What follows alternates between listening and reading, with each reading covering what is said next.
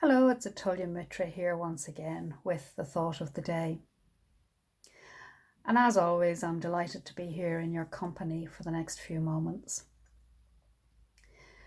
We're coming to the end of lockdown. Some of the restrictions are beginning to be lifted slowly and steadily.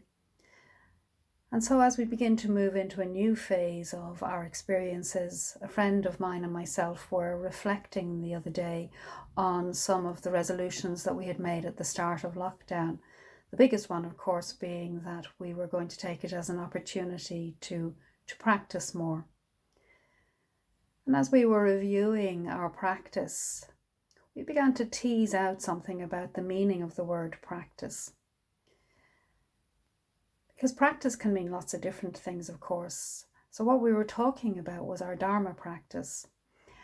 And this isn't just our meditation practice. It's not just the time that we were spending meditating. Because if we just focused on that, we found that we could have actually given ourselves a really hard time because, well, we weren't meditating for hours on end every day, even though we appeared to have more time at our disposal. And that got me thinking. It got me thinking about what we mean by practice. So practice does mean meditation practice, yes, there's no doubt about it. But it means so much more. And every moment of the day can be an opportunity for Dharma practice. And so I thought that today I would just have a few musings on that. So how can we bring our practice into everything that we do? Well, over the course of the last few days, I've been having some tedious issues with the internet and connections and technology in general. So most definitely that has been an opportunity for the practice of patient forbearance or kshanti.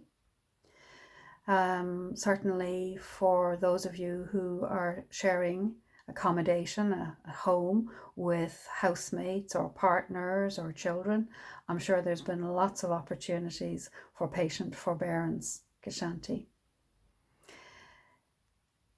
Also, anytime we bring attention to what's happening at any moment in the day, that's another opportunity. In the moment we've brought our awareness to whatever we're doing, we're practicing mindfulness, we're fully present. And of course, if we're giving ourselves a hard time because up until that moment we haven't been mindful, we then have the opportunity to bring metta, to bring kindly awareness into the practice by just giving ourselves a slightly easier time and remembering that the minute we became aware, we're being mindful and we've actually achieved something rather than failed at something. And so sometimes there can be an element of karuna, compassion coming in, because if we are giving ourselves a hard time, we're probably experiencing some dukkha or suffering. And so by just bringing that kindness to, okay, yeah, I wasn't mindful for the last 10 minutes, well, that's okay because I'm fully present now.